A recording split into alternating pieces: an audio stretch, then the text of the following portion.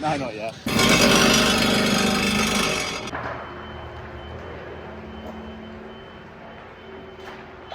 Drill needs Wi-Fi and it's just lost it when we're up here. Abby's calling now. Yeah, man, Charlie's here.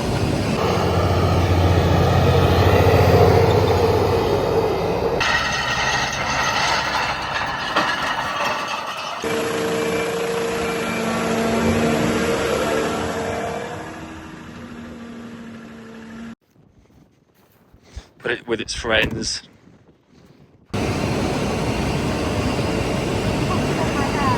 So Abby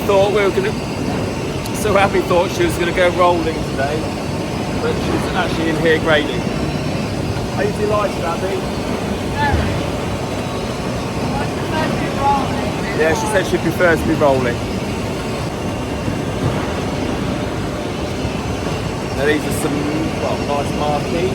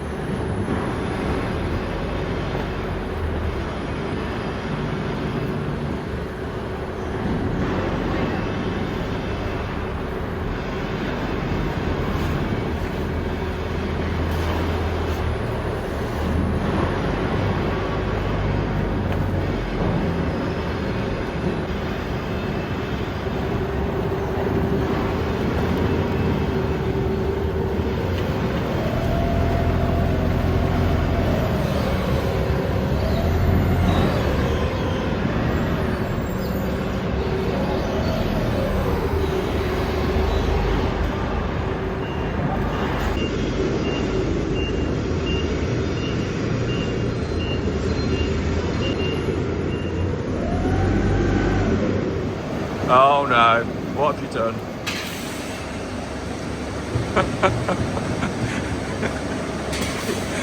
There's accountability now, I'm filming.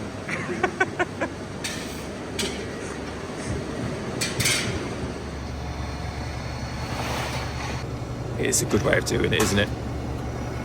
Like years of driving over a heap of grain on the floor.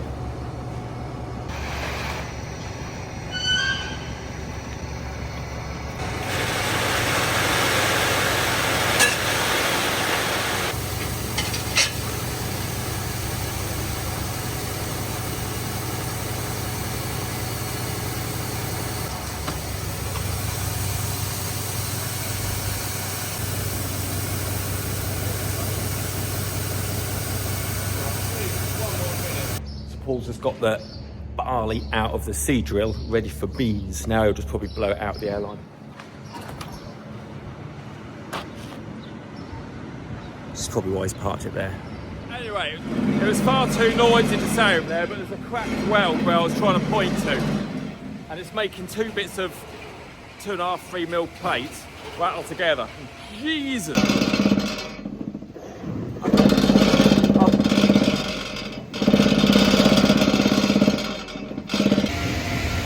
Can you see it? Yeah. I didn't weld it. Well, you can hear each other now anyway. So the orange motor just there, it's got like an offset balance in it, and as it spins quick, it trembles and makes the potato shuffle down into the weigher. And then them two bits up there, they make the potato shuffle left and right. So there's 3 lots of shuffling going on, which puts a lot of lateral forces on that bit of steel there. That'll be right cracks. It's the beans on Blackland. These will be through probably by tomorrow morning, I think. They won't hang around. They're in there somewhere.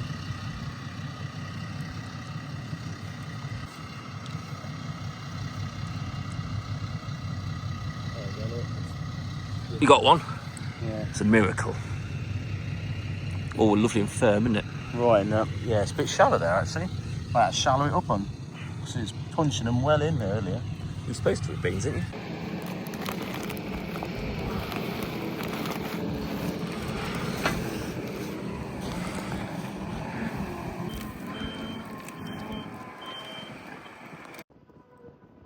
pulled onto the highland. A bit more minerally based. Drill needs Wi-Fi and it's just lost it coming up here. App is calling now. Yeah. We have no Wi-Fi. So no Wi-Fi, no drilling. So just rebooting it and hoping it hopefully it'll boots up. No go. I've never lost it before coming up the road. Literally just coming up the other side of the hill. Anyway, it's gone, but That's particularly bad on Fodo at the minute.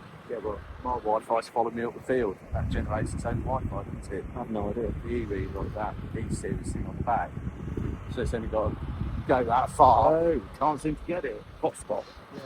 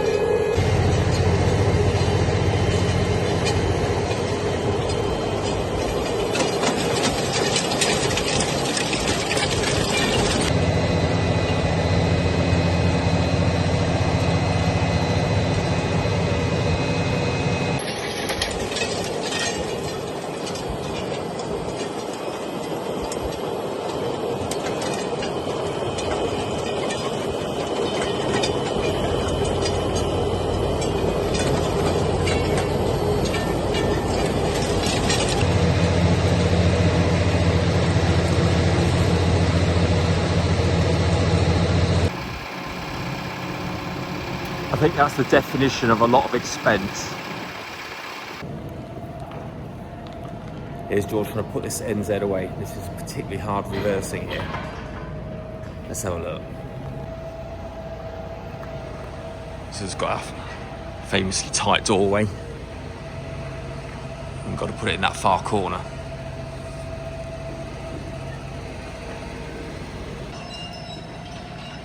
Have another go.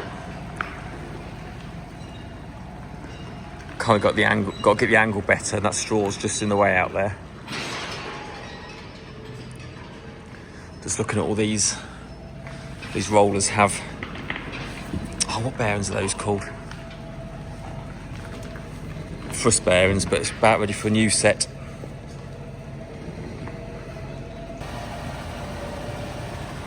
We're going to put it in with a forklift. This is not going.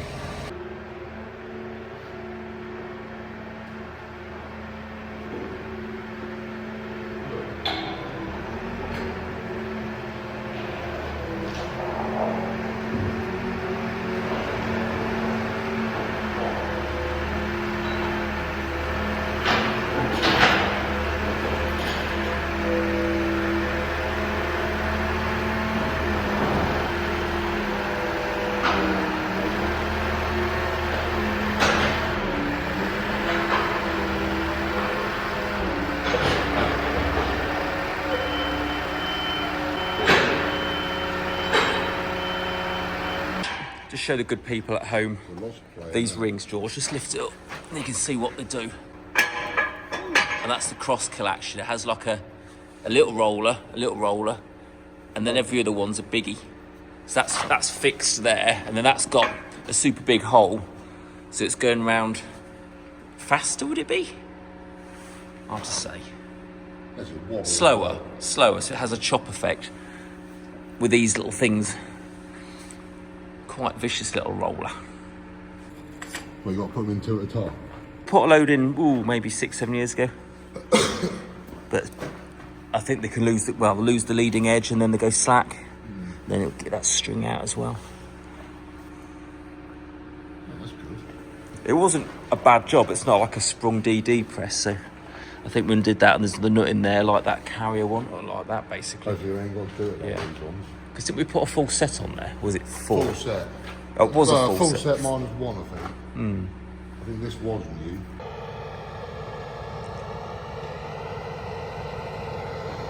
This is Paul just putting the last headland of peas in.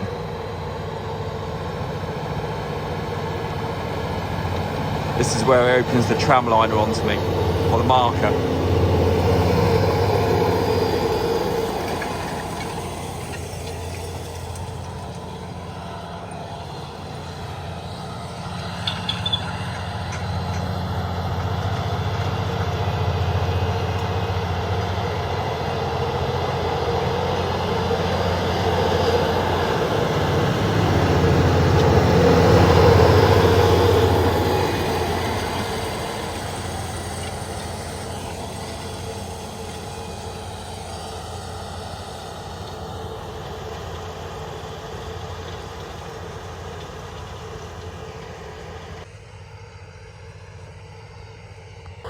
There's a nice bit of silt here, but it's not all like this.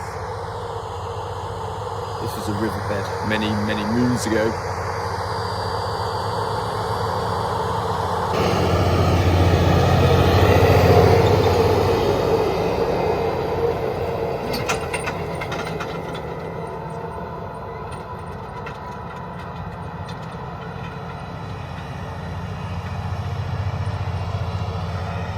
So for those who don't know, it's just doing a bit of a big wide swing round to get back down to here, where my finger is, there.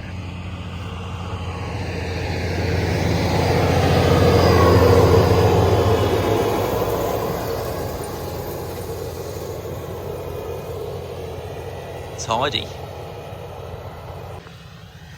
Let's see if we can find a pea. Oh, it's colder than I'd anticipated. And we tend to put them in deep because the birds like them.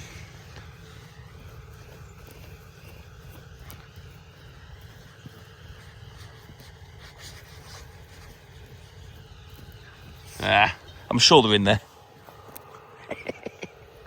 I tease, here's one.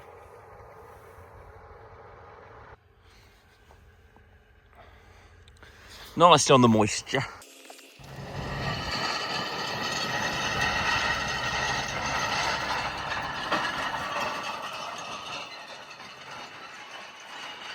So there's a little bit of this going on.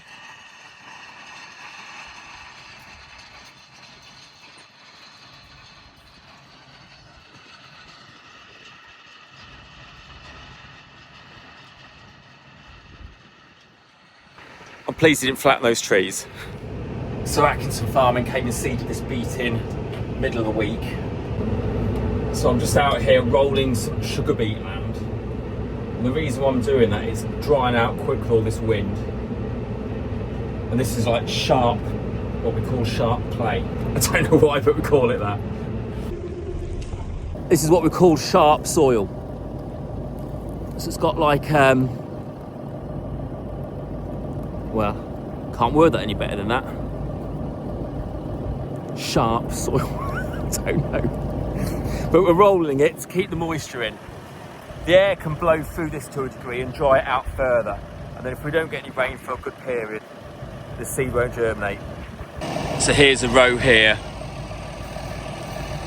There's a seedlet. It's not really on the moisture. But it's got enough fine soil around it. That one's nearly on the moisture, but not quite. So if we roll it, it'll take the rain better and get going. I like it sat on the deck, right on that moist bit personally.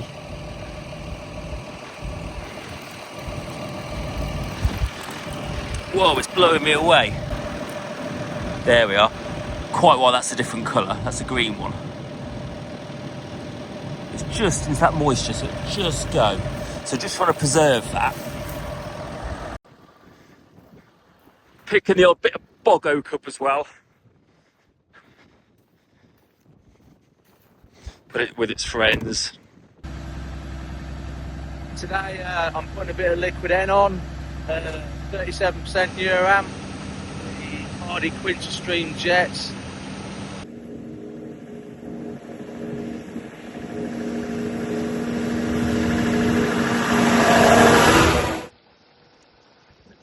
quite a good pattern on those.